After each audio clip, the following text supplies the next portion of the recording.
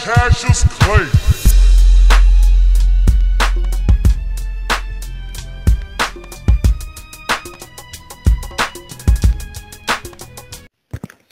Blue Moon and her father live in the palace.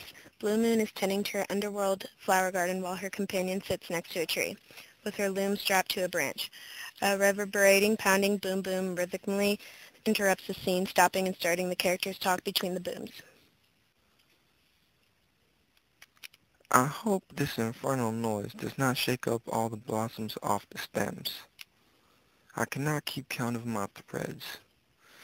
This has been going on for days. What is causing it?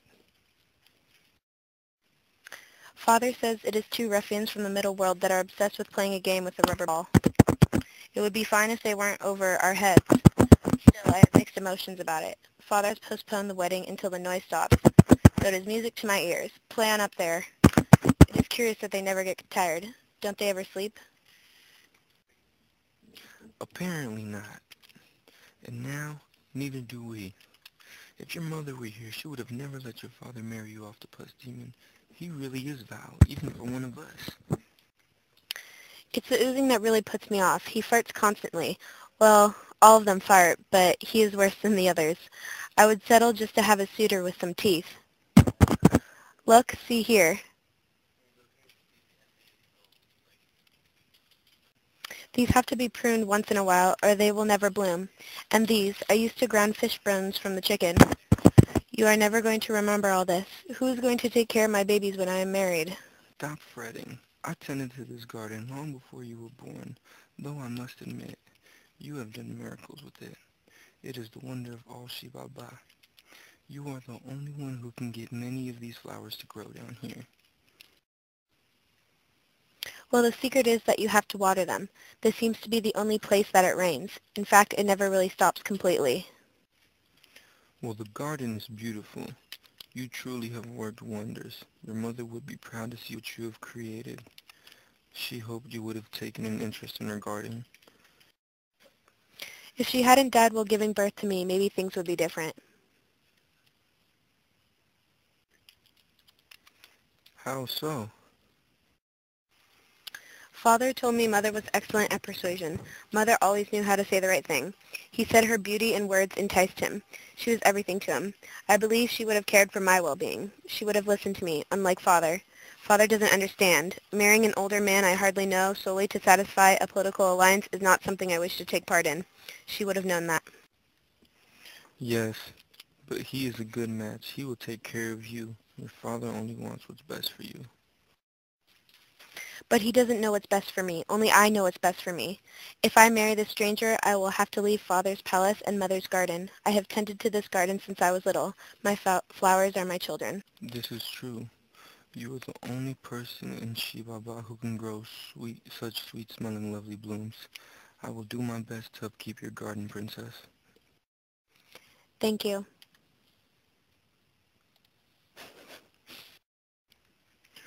Whatever happened to the ball game you were supposed to attend? I rather tend to my garden. I hate that god-awful game. The noise is unbearable. This game is different.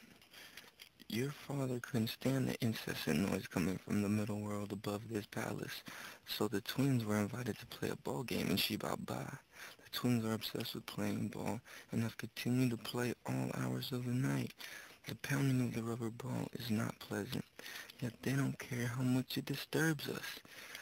That just proves how stupid middle world people are. They aren't stupid. They're just... Oh, but they are. They have no respect for us underworld lords. They are completely inhumane and unintelligent.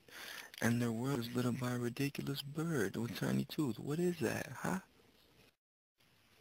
Why must we ridicule them? Are they really that much different than us? I feel sympathy for the middle world people. Maybe these twins don't represent the common middle world people. They might be different. Sudden change in mind now, have we? Does this have anything to do with the eldest twin, perhaps? May he be your new suitor?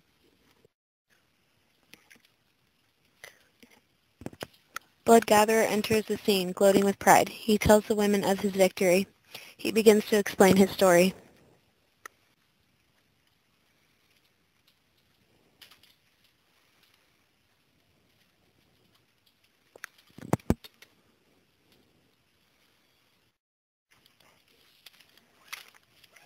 Hello, ladies. I have some news. The game has been called off.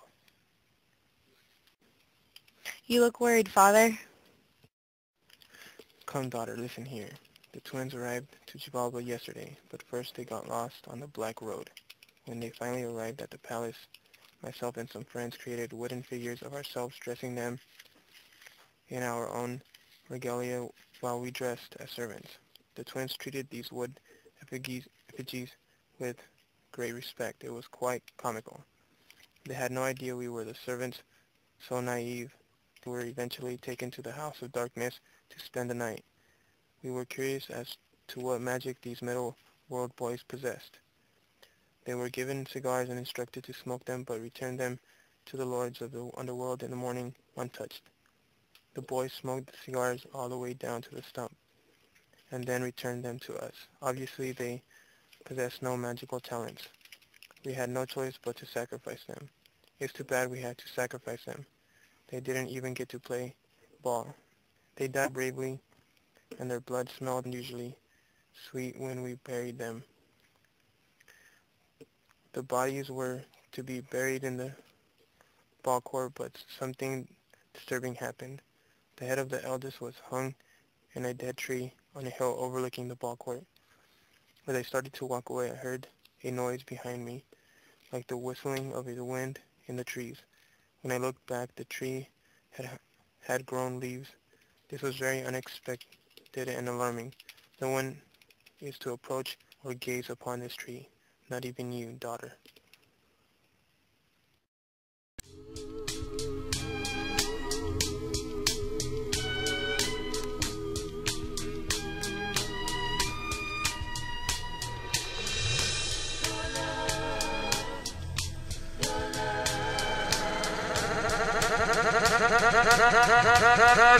Cassius Clay.